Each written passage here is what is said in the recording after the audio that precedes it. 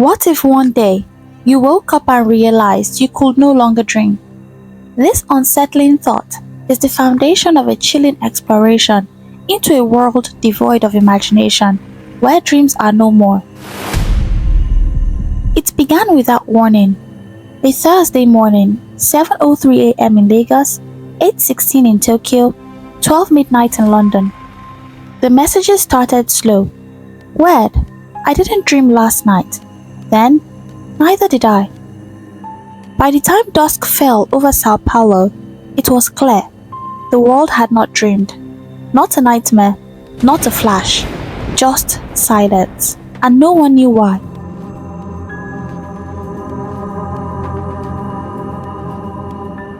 At first, it seemed like coincidence. Sleep specialists brushed it off, a strange anomaly, maybe something in the air, maybe collective anxiety. But by night 3, every major neuroscience lab was running 24-hour scans. The data was clear. People were entering REM sleep, but the brain's dream centers, dead silent. It was as if the mind had gone offline only during dreams. Nothing imagined, nothing created, nothing remembered. A world gone blank. The ripple was quiet at first. Poets stopped writing. Musicians lost melodies mid-track. Children in classroom no longer played pretend. One psychologist wrote, "It's like the soul is on mute." Across the globe, art galleries began closing. Dream journals disappeared from bookstores. One man in Morocco reportedly burned all 14 of his novels. What's the point, he said. They were born from dreams. Sleep Lab confirmed REM sleep still occurred. Brain waves spiked, eyelids fluttered. But when people woke, they remembered nothing. Zero dream activity, no visual residue, no subconscious story. Government issued press statements. This is temporary, they said.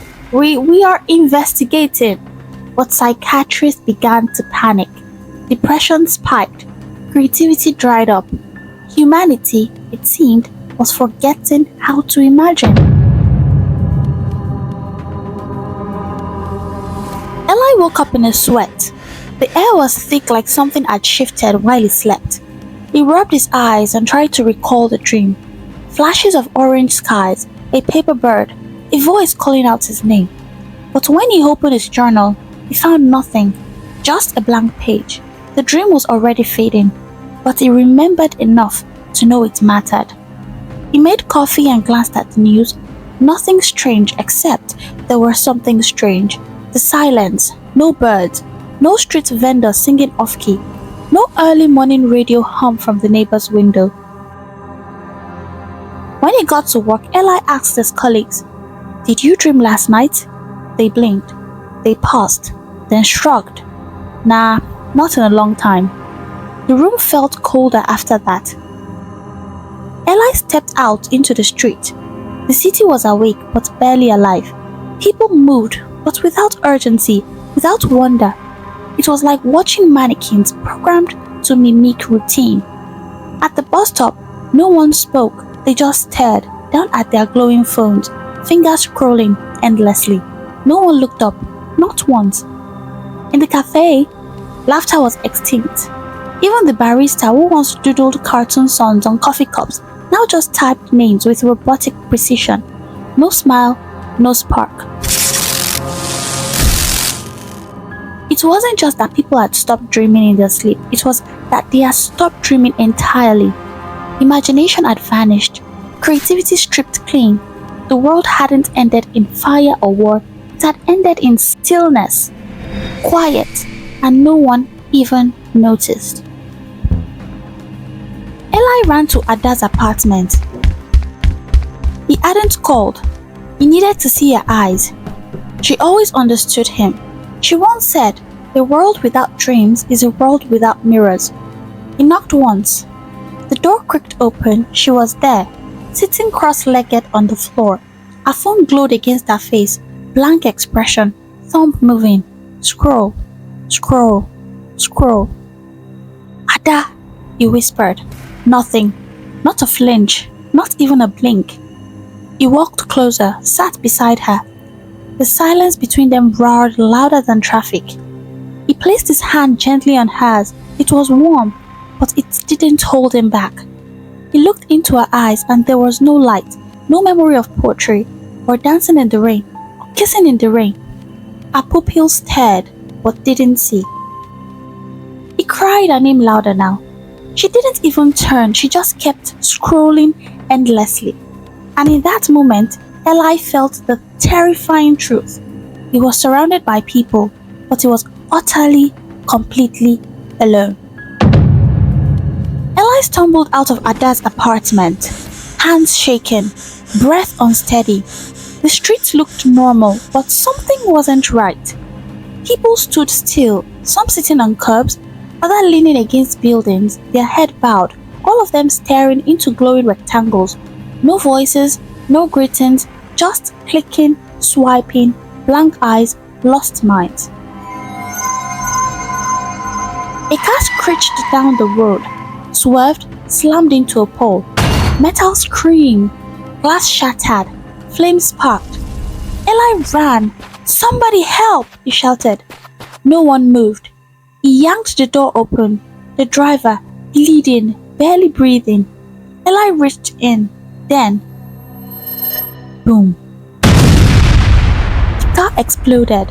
A burst of light, a wave of heat. Eli was thrown back. Dust, smoke, pain. He hit the ground hard, screamed, but the world didn't answer. No one screamed with him. No gasps, no running, just silence. Terrifying, mechanical silence. The opposite of love is not hate, it's indifference. Eli looked up. People still stood, heads bowed, thumb scrolling. The body burned behind him and no one noticed. A world on fire and no one blinked. He clutched his chest. "This can't be real," he muttered. "This can't be real." His voice trembled. His eyes darted. His world spun. He backed away slowly, stumbling into the thick of the walking hollow. And for the first time, Eli wasn't sure if he was the last human or the first ghost. Eli didn't know how long he lay there, half conscious, dirt on his face, flames behind him. The scent of burning rubber thick in his nose. He got up dizzy. The world felt tilted, like a dream you couldn't wake up from. But this wasn't a dream, this was the death of dreams. It is not the monsters under our bed we should fear, but the emptiness inside our heads. He ran, past the still people, past the cracked car, past a man bleeding on the sidewalk, while two others stepped over him to take a selfie with a building. He shouted again, "Someone help me!" But his voice sounded wrong, echoey, like it belonged to someone else. He ran into a supermarket. People stood in frozen aisles, not shopping, just standing, scrolling, twitching. One woman had tears running down her cheeks, but her eyes didn't blink. Eli clutched his head. He started laughing, loud, mad, like someone who finally realizes the joke is on them. "They don't care," he screamed, knocking a basket off the shelf. "You are all dead." You ever scream so loud, even God doesn't answer? He smashed through the exit. The city swirled. The sky dimmed. The world was rotten, but it was still smiling. He looked up and saw billboards. "Dream more, buy more." He laughed again. "Dream what?" he said. "You took them all." He clawed at his arm. Need to feel something, anything, but even pain was dull. He was losing grip. The dreamer was unraveling. Insanity, they say, is doing the same thing over and over and expecting a soul to come back. His mouth moved, but no words came. His mind whispered things he didn't understand. The world blurred, not from tears, but from truth. The street had gone still, not quiet, still, as though time had been turned down by someone who forgot to turn it back up. Eli staggered through silence, surrounded by people who moved like marionettes, twitching but directionless. No conversations, no traffic sound, just the buzz of devices and the weight of emptiness. He stumbled into his apartment, locked the door, shut the blinds, but the silence followed. He turned on the tap, no sound, opened the fridge, no hum. Even his own heartbeat was distant, slowly dying. Silence is not peace. Silence is not peace. It's a mirror where madness learns to crawl. He looked in the mirror, his reflection smiled back, but Eli wasn't smiling. He reached out, the glass rippled like water. Why are you awake? Why are you dreaming? Why are you different? He backed away. It's not real, he muttered. It's not real. But the walls began to breathe. The ceiling pulsed like flesh. His phone turned on by itself, screen blank. But the brightness stung like staring into a sun made of data. The greatest horrors do not chase us, they wait in silence and become us. He covered his ears, but the silence screamed louder. He screamed too, a guttural, primal, cracking sound, not out of fear, but because he needed to prove he still had a voice.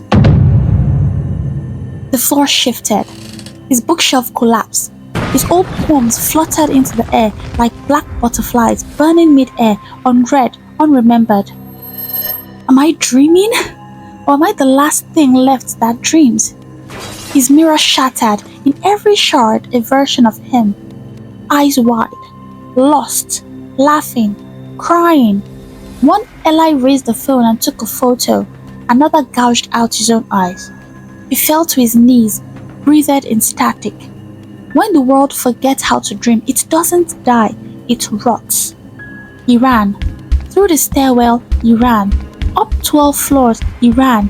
His body didn't ache anymore. It was like it left it behind. At the rooftop, the city looked plastic, still, like a paused video buffering forever. Eli walked to the edge. If this is a dream, I need to wake up. He took a breath. 1 foot hovered over the ledge. Below, traffic moved, but no horns. A mother pushed a stroller while scrolling. A man crossed the road into an oncoming bus and didn't flinch. Nobody screamed, nobody noticed until the bus ran him over. He whispered, "Ada, forgive me." Then he chomped.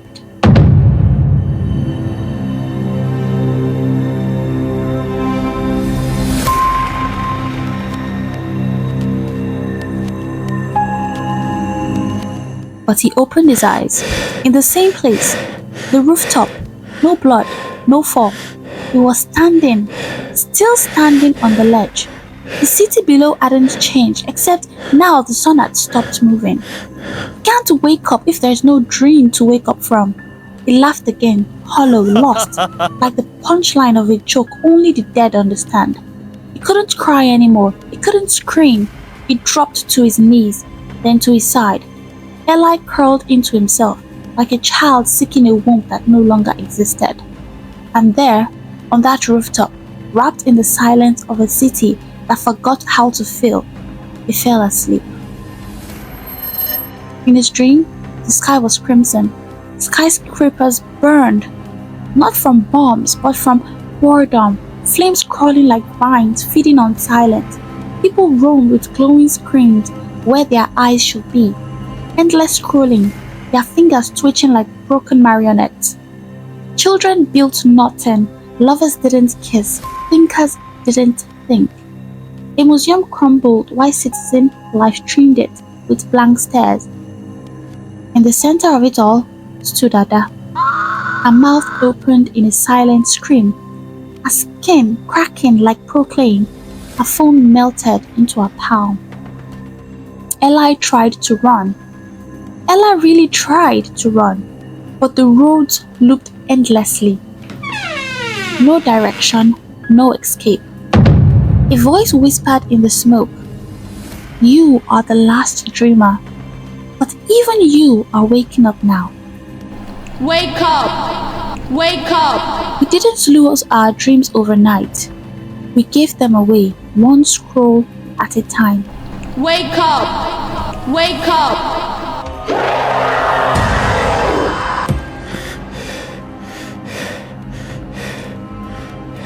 Eli jolted awake. He was in bed, safe. Soft morning light spilled through the curtains. The air smelled like rain and fresh laundry.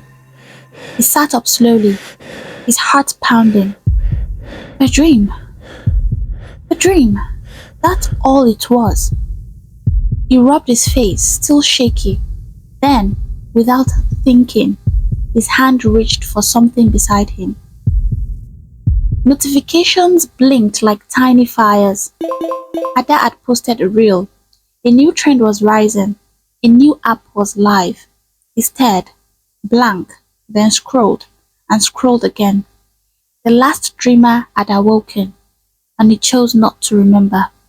And somewhere, far beneath the silence of his scrolling thumb, a spark finally died.